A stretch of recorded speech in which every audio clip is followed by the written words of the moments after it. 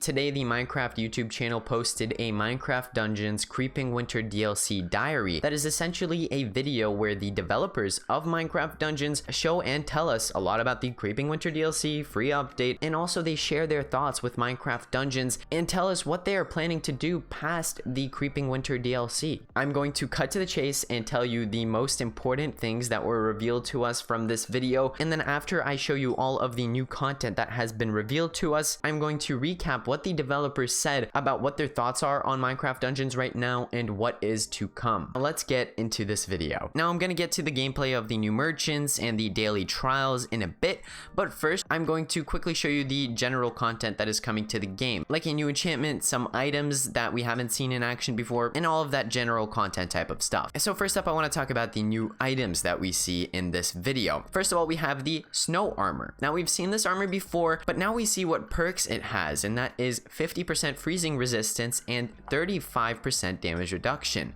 The 50% freezing resistance is a new perk, and it seems that it will be useful against mobs in the Creeping Winter DLC levels, like the Ice Lodger, for example, that hurls ice at you, and this will protect you against these types of attacks because you have freezing resistance. Now, outside of the Creeping Winter DLC maps and daily trials, this armor probably will not be that useful, but I still think it's cool that we're getting elemental themed items. Although these perks may not be the meta and may not be the best in the game, they still add some cool variety to the game. Next up, I want to point out the new enchantment that we see under the snow armor. It looks like it's an icon of a soul coming out of a pouch. Now the thing is, it doesn't seem like the snow armor is soul armor because it doesn't have soul gathering or the soul symbol next to it like most soul items do. So that's pretty strange because usually only soul items can have soul themed enchantments on them, but it is possible that this enchantment doesn't even have anything to do with souls, and I'm just thinking that it looks like a soul and it's not. Or maybe they made it so that this soul enchantment can go on any item, or possibly they made it so that all soul enchantments can go on any item in the next update. I can't really tell from the icon what this enchantment does, but I would really like to hear what you all think this enchantment does. Next, we have gameplay of the Winter's Touch, which we've seen before, but now we actually see a perk that this weapon has, because as we can see, when it is getting fired, it shoots 3 arrows instead of 1. I believe that this is because whenever you fully charge up the Winter's Touch, you shoot 3 arrows. Now this could actually end up being the strongest ranged weapon in the game, because you deal more damage with bows than you do with crossbows per hit, because bows have a charge up that you can then put the supercharge enchantment onto, and then growing, and then multi-shot, and you do a crazy amount of damage. And then the way that you can one-shot bosses is that you put on the fireworks arrow, and this way your damage multipliers just go crazy. So we could actually end up seeing this be a top tier bow. And then we were shown details on the Ice Wand artifact. It hurls large blocks of ice at enemies, stunning them and dealing damage to them, and it has a 20-second cooldown. This artifact seems pretty decent. I'm wondering if we will actually be able to make a build with it, because this is the only artifact in the game that deals artifact damage and is not a soul artifact. So maybe we could get a piece of cooldown reduction armor like the evocation robe, combine that with some cooldown enchantments, put 3 of these ice wands on, and just spam ice wands. I think it could potentially work out pretty well. Also, we see the Beenest Armor, which actually gives you bee pets. In the previous teaser, we were shown the Buzzy Nest artifact that summons bees, and I thought that that means that the armor doesn't summon bees and only the artifact does, but it turns out that the armor does as well, because you can see that the character does not have the Buzzy Nest artifact equipped. Now, it's interesting how these bees work, because as you can see, the bee just randomly disappears, and it still had HP, and I don't believe it got hit. So either it was on a timer or it literally got one shot by something. I'm guessing that it was most likely on some type of a timer. So what that makes me think is that maybe you have some type of a chance to summon bee pets when you get hit, or you hit enemies or something like that, and they only last for a certain period of time. We also got lots of footage of all of the DLC levels, all of them within the winter theme. One part that really stuck out to me in particular was this relic room, which had some amazing design elements to it. Probably the most unique design from any of the other levels that I know in the game. We are also shown some new mobs that we have not seen anywhere else. First of all, we do see mobs that we've seen before, like the Ice Lodger and the Frozen Zombie and Stray, but then we are shown the Icy Creeper, which, fun fact by the way, the developers said that these were initially completely blue, but they wanted to stick true to the iconic look of the mob. We are then shown a boss called the Illusioner, who has a mirror image spell, as we can see, but past that we do not see much more. He is also a mini boss, I believe, so we will definitely see a lot of him. Alright, that's it for the general content recap. Now we can head into discussing the new merchants, which is really exciting. So we are shown 5 merchants in our camp. It is possible that we'll also have 2 more, one from each of the DLCs, because Mojang did write in a blog that we will get a new merchant from each of the DLCs. So I'll get into talking about each merchant more specifically in a moment, but one thing that I want to point out is it seems like there will be upgrades to the merchants. This is because if you look at the gameplay in this video, this merchant from the red and yellow shop has a pretty plain looking shop, not much going on. But then when you look at the teaser image that we got, and also in the same video for the diary at a different angle, we are shown that the merchant has an upgraded building that is bigger and better. And we have the same situation with all of the merchants other than with the gift wrapper from what I can tell. Now I want to talk about each individual merchant. The first merchant that I want to talk about, and this is my favorite merchant hands down, the mystery merchant. This merchant is definitely a mystery because we do not know a lot about him, and this is our first time seeing him. But what we do know is that this merchant sells random items from one out of several item categories. The mystery merchant has taken over the job of selling random items, so we no longer have a wandering trader that sells random artifacts, and the blacksmith no longer sells random gear. We see right away that there is now a different interface. When you interact with merchants, you see the merchant on the left side, and then you see whatever they sell or do on the right side. On the right, we see that he has items for sale. Now there are only 2 items that are unlocked, a random armor crate, and also it looks like just a complete mystery crate because it has a question mark on it. The other 4 slots are locked, and I'm guessing that they will be unlocked as you progress through the game, and they will require you to do certain quests to unlock them. Next, let's take a look at the reserve and the restock buttons that we have here. The reserve button indicates to me that maybe the items that this merchant sells are cycled daily, so if you do want to keep some items, you can reserve them and keep buying them by restocking them with the restock button. That's what would make sense to me. I'm not exactly sure what other kind of system could be going on. There could be some other type of system in place here, but that's what I gather from this. Next up, I want to talk about the merchant that is in the yellow-orange building. Here we have the luxury merchant. On this angle, the building is not upgraded, but when we get another angle on the same video, we see that the merchant is upgraded. This is the merchant that I've been saying could be an item combiner or a customizer, and the name luxury merchant doesn't back this up directly. And one thing that does back this up though is that beside the merchant's building, there is a barrel with a melee weapon inside it. And then in the upgraded version of this merchant, we see that the character is purchasing this weapon from the merchant, because right beside the merchant, the weapon is now dropped on the floor. And this correlation makes it seem like the merchant will be selling weapons. But one thing to also pay attention to is that the name of the merchant is luxury merchant, and then he has a ocelot with him and also some storage. So maybe you could purchase storage from this merchant and store your items with him. From the name luxury merchant, this merchant could sell cosmetics like pets and capes. I think that both options could make sense.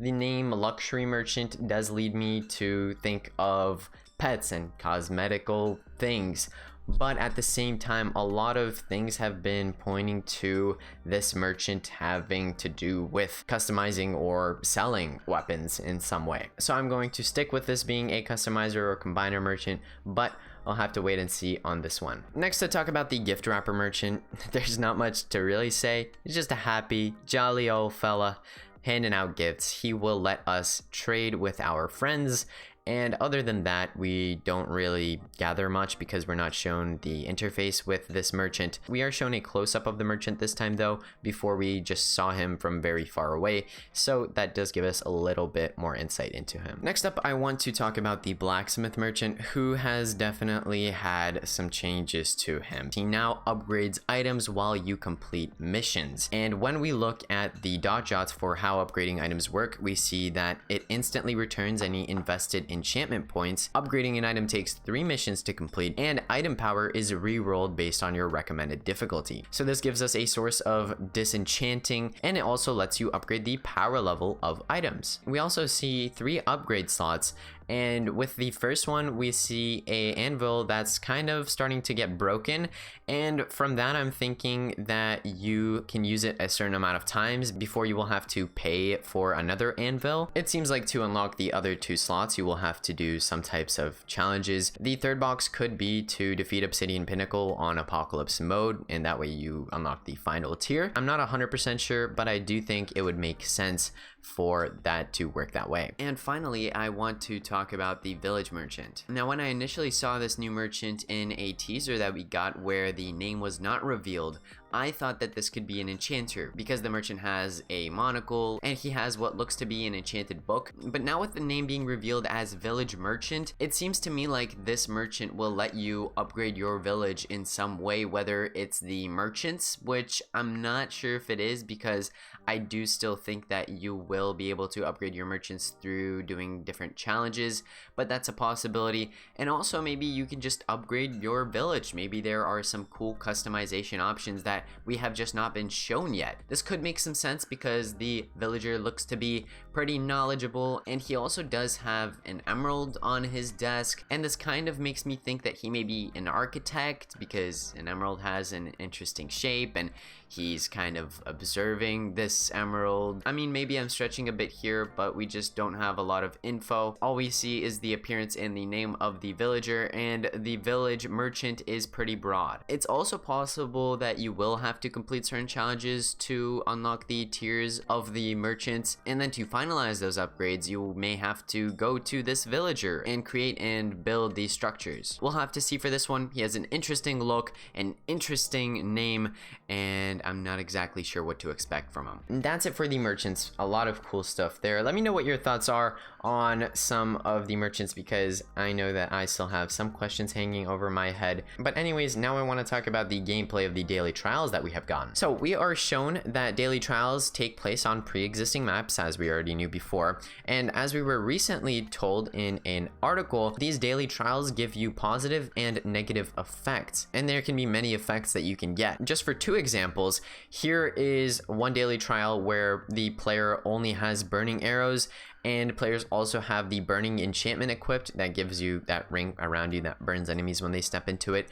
But 33% of mobs have fire trail on them, which makes mobs really strong because they can just walk and they activate the enchantment, and this type of enchanted mob has defeated me a lot in the past. Another daily trial that they showed us, and the coolest daily trial from the ones that were shown in my opinion, is one that lets players collect 5 times as many souls, and 33% of melee mobs are chicken jockeys, which is scary. You want to watch out for the chicken jockeys. And also 50% of mobs have thorns, which is even scarier. From the little bit of gameplay that we did get of the daily trials, it seems like they will not be based on mob waves. You will just mainly run through dungeons as you normally would, which I think works well as well. Now, to get to the last part where I will recap everything that the developers said about their plans and what their thoughts are on Minecraft Dungeons. The main developer that talks in this diary is David Nishigan. I hope I'm pronouncing the last name correctly, but from him we gained some insights of what his thoughts are on where Minecraft Dungeons is right now and what him and the team are planning on doing in the future. So what David says in this diary is that the Minecraft Dungeons team knows that we want more content and replayability and endgame, and they said that the game is not the finished product yet, and they plan on adding a lot to it before it would even be close to being done. He says that they will continue to release free updates, and the paid content is just going to bring fresh experiences through new biomes or themes themes or whatever it may be. They also said that they're going to start updating us more on what's going on and what's coming out with Minecraft Dungeons, and this is great because we know what's coming and our feedback is also getting listened to much more. Communication and taking feedback is really important for games to do because that's what really creates a loyal fan base and is what really drives a game over a long period of time. Now, the final thing that really caught my attention from what he said, and this is a big highlight for me from this whole video, and that is that he said endgame features and endgame content is going to be getting added to Minecraft Dungeons. And he said that people who want this endgame content will have a lot to look forward to. And by the way, this is not in reference to the daily trials, so this is new endgame content that they are working on. Now, I don't want to put any pressure on the Minecraft Dungeons team because I know it does take time to create endgame systems like this, and it does take some testing and so on. This is great to see. This is what I have been wanting since the start of Minecraft Dungeons. I am a huge advocator of endgame. I think it will be so good for this game, and it will really keep us all playing, and I'm definitely excited for what Minecraft Dungeons future holds. So that's it for this huge Creeping Winter diary that Minecraft has uploaded to their YouTube channel. This was filled with so much information and so much communication from the developers of the team. I'm so impressed and happy with how open they are and how they are actually taking and listening to feedback. I would like to talk with some of the developers, maybe get them to come on for an interview. I think that would be so interesting. But let me know what all of your thoughts are in the comments below. There is so much information here. Let me know what stuck out to you and what you think is coming. If you found this video useful and you want to see more news videos and informative videos and entertainment videos, make sure to subscribe. And if you enjoyed this video, leave a like. But other than that, everybody, thank you all so much for watching this video. I really do appreciate it. And I will see you all in the next one. Peace out, everybody.